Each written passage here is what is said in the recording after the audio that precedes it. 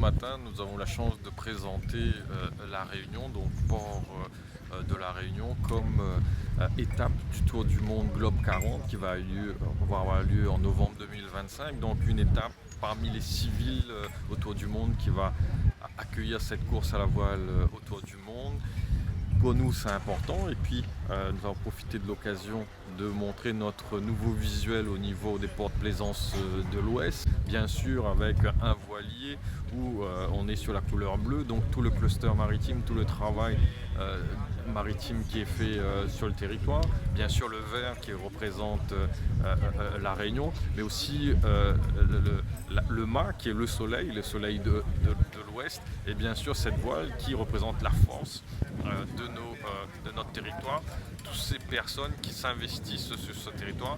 Et voilà cette nouvelle marque avec bien sûr Île de la Réunion, parce que maintenant les ports de plaisance de l'Ouest vont être rayonnés au niveau mondial avec cette course qui va s'implanter ici à la Réunion. Ce qui permet aussi à un équipage réunionnais de pouvoir participer à cette course, donc des jeunes réunionnais parmi les 15-20 bateaux qui vont participer à cette course internationale.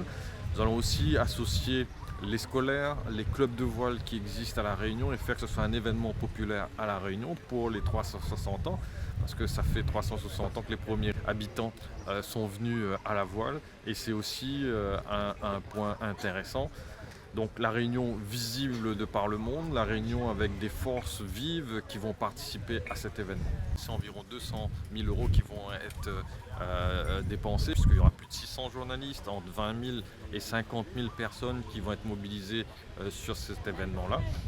Donc un événement de grande envergure qui permettra à la Réunion d'être sur la carte mondiale au niveau de la voile, mais aussi d'être suivi pendant toute la durée des 10 mois de course par les internautes et par le monde de la voile au niveau international. Alors la Globe 40, c'est quoi? C'est un tour du monde qui va durer 8 mois. C'est un tour du monde par escale, donc contrairement à des épreuves comme le Vendée Globe qui sont des tours du monde sans étapes, avec 6 escales, donc un départ en Europe, une première étape en Atlantique et puis une étape océan Indien qui sera donc à La Réunion pour la première fois. Ensuite une étape centre-Pacifique, Amérique du Sud, et retour en Atlantique pour un retour à l'Orient en avril 2026. Donc c'est une épreuve sur des bateaux qu'on appelle les classes 40, 40 pour 40 pieds, donc 12 mètres. Donc c'est bateaux de compétition, des bateaux très technologiques, des bateaux vraiment dédiés à la compétition. À bord, il n'y a pas grand-chose, hein. Ça ressemble un peu comme à une voiture de rallye et une voiture de tourisme, mais des bateaux très, très rapides et qui vont nous permettre de faire ce parcours qui va représenter à peu près 34 000 milles. On parle de 1000 marins en mer, donc ça fait à peu près 60 000 km. Donc ça donne une idée de l'engagement et de la détermination qu'il faut pour boucler ce parcours et pour le gagner, pour ceux qui viennent avec cet objectif-là. Mais c'est aussi une grande aventure à travers les étapes de partage, de découverte, de voyage, de découverte des cultures. Donc c'est aussi l'état d'esprit, les valeurs de la manifestation. C'est aussi pour cette raison qu'on est très heureux de venir à La Réunion et de faire découvrir à nos skippers cette île et toute sa culture. Alors on vise une quinzaine de bateaux au départ, ce qui est déjà un gros chiffre pour un tour du monde. Et effectivement, il y a un bateau réunionnais qui se prépare sous la houlette de Thibault Lefebvre. Et c'est évidemment c'est magnifique de voir non seulement l'île étape, mais en plus un bateau qui va permettre de suivre en fait l'ensemble de la course à travers les skippers réunionnais. Et oui, il y a un certain nombre de réunionnais qui ont brillé dans la voile légère, dans la course au large.